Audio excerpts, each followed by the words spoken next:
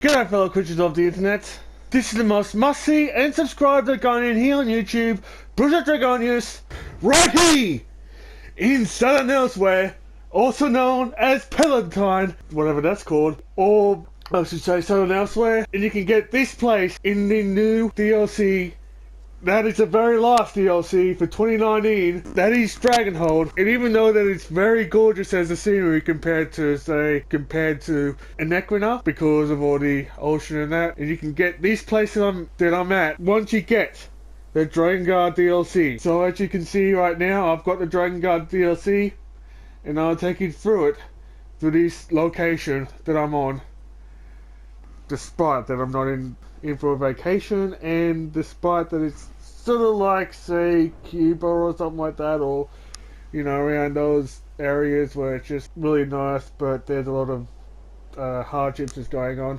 So anyway, for the magic of editing, I'll show you around what you can do in this DLC, what this DLC is about, or why many, and also the rewards that you can get once that you finish this DLC. But I gotta warn you, there may be some spoilers in this DLC or about this review. So if you don't want to see the spoilers in that, I'm going to give you a bit of a warning, or it'll be best if you don't watch this. But anyway, you can watch this video if you wanted to, just to see what this DLC is about. So for the magic of editing, I will show you and also review this DLC.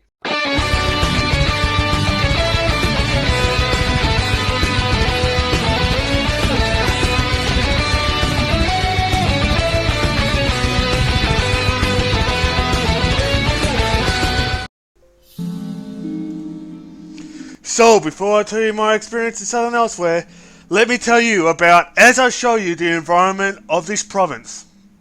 As you see, Palatine is so much more vibrant as an ecosystem than the environment of Enequina. Like I said, in a review of the Elsweyr chapter from mid to late last year, as I described the environment as one half as a lifeless dry desert, Palatine as much more vibrant, as I much more rather live there than the north half. The landscape is much more beautiful, as it is full of so much vegetation, and I think more livable, as it is also more of a coastal part of the entire land of the cats. And some of the animals there were so unique to this southern half that doesn't exist anywhere else in Tamriel, like this very cute and friendly herbivorous creature that looked like what a giant and an ankylosaurus mated having offspring would turn out like. My story in this DLC started in this coastal port city of Central. That is much more of a vacation spot, despite the horrible history of the city that involved in the Hutton flu outbreak and the fires that happened 20 years before I arrived in the southern province of Elsweyr. And ever since the dragons were released from the hordes of Colossus, the area is so much prone to dragon attacks, because of the dragons decided to move south and wreak havoc there, as well as in Enequina. So, on the other hand, there are parts of the city that is basically a post-apocalyptic wasteland because of the presence of homeless refugees.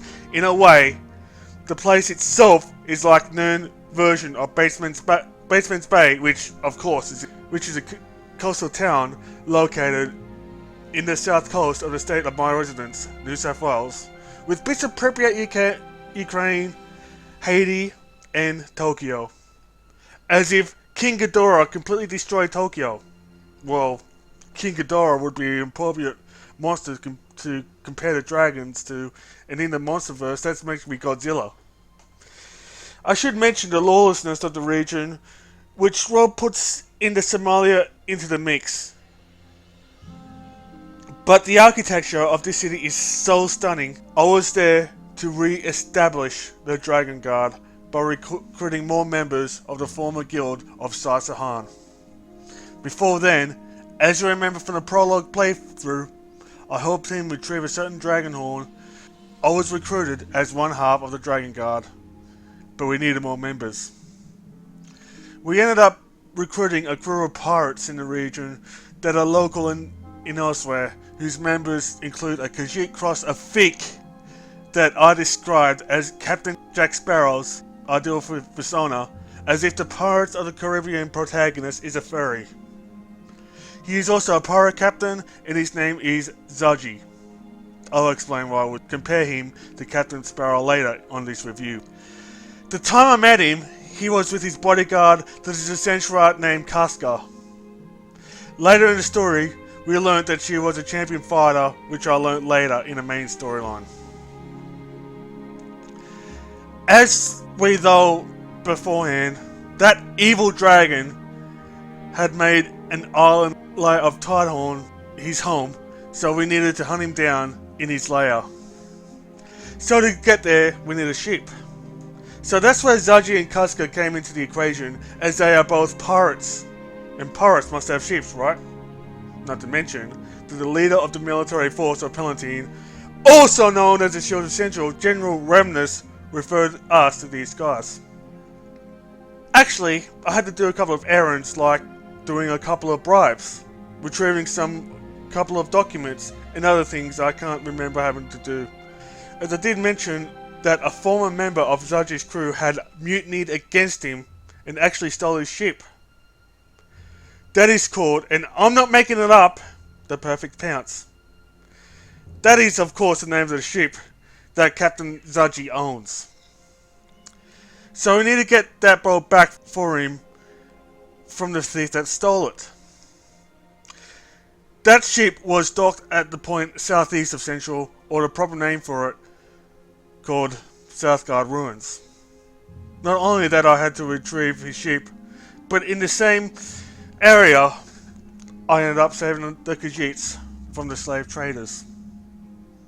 Once I did that, and once I retrieved the Perfect Pounce, I ventured to this other island that the dragon we saw made as his lair.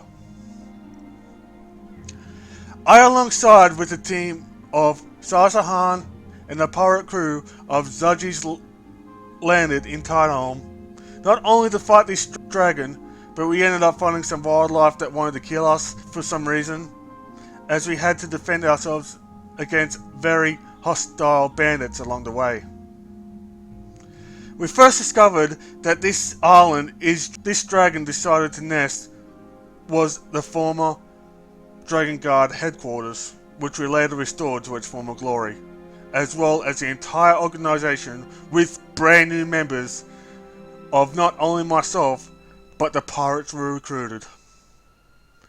Then, as we confronted this dragon, the Horn of Sight and I retrieved in the prologue, which is the Horn of Jadari, seemed to have no effect on him, as it was a part of him somehow. That dragon we met in the Dragon Guard headquarters named himself in the name of Nafrilar. Compared to the dragons I met at Elsweyr and Valenwood, he seems odd to me because he is not hostile towards me, Sahan, nor other new members of the Dragon Guard, as he wanted to help us stop these dragons from causing all this destruction of Elsweyr. As I progressed through the campaign of solving Elsweyr from the dragon's destruction over in Palatine, I started to see him as a friend. But he believes we need him to stop the actual evil dragon that is the main villain of this DLC. I don't want to describe the full story or my experience of my mission in Palatine bit by bit, as I don't really like writing scripts for my videos, and there are a lot of things I need to talk about of Dragonhold, but I forced myself to because of this, and I want to refrain from giving away too many spoilers. And I'm afraid that I'm giving away some already as this video progresses. So I should mention spoiler alert in this description of this review on YouTube. But as I progress to the last ever DLC of 2019, there are very important things I want to bring out. Like, I learned about this new group, guild, or whatever, that are all to focused on doom and gloom of the dragons called themselves the New Moon Cult, and in some reason I infiltrated their hideouts to learn about them and how they were linked to the villainous dragons. I use dragon as a plural because there's more than one dragon, that are the main villains, and I learnt that the New Moon Cult are just minions and henchmen. And some of the generals or champions of the evil dragons that are Calgrondid, who I have to kill in his own lair in what was then an island fort called Dragonhold, and before that his sort of general, which was also a dragon, called Lutvolan, before that in one of the New Moon Cult's reservations. There was various puzzles I ended up doing in this DLC, including restoring the bell that Zaji stole from his own fake mother's temple to fund his own pirate adventures of looking for gold. And by the hiss, there was a huge gap between the captain and his mother in terms of the mother and child relationship. And another lot of puzzles.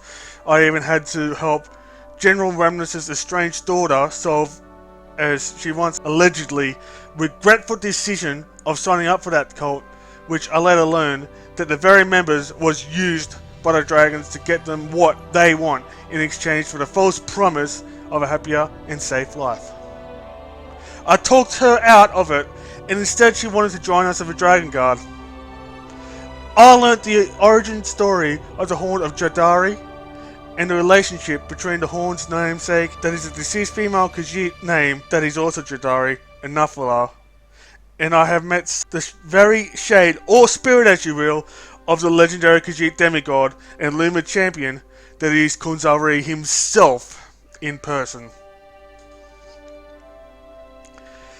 You can own a replica of his coffin as a furnishing for your home once you complete the whole main storyline of Dragonhold, as well as the Aeon Stone replica furnishing.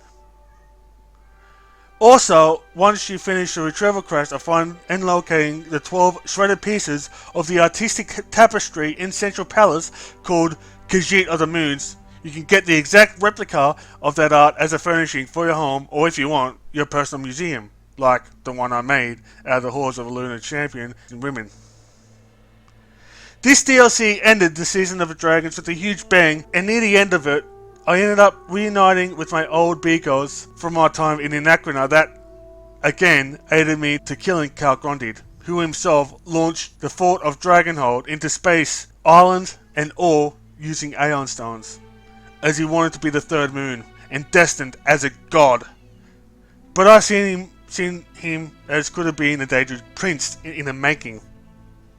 I met Queen Chimera again, who also helped me getting to this third moon dragon, and also my own friend that I knew since our mission to kill Molag Bal, that is Edna Than, who, spoiler alert, died to try and save what was less of Dragonhold and preventing it breaking up and wiping all of Elsweyr and possibly Tamriel with it on impact.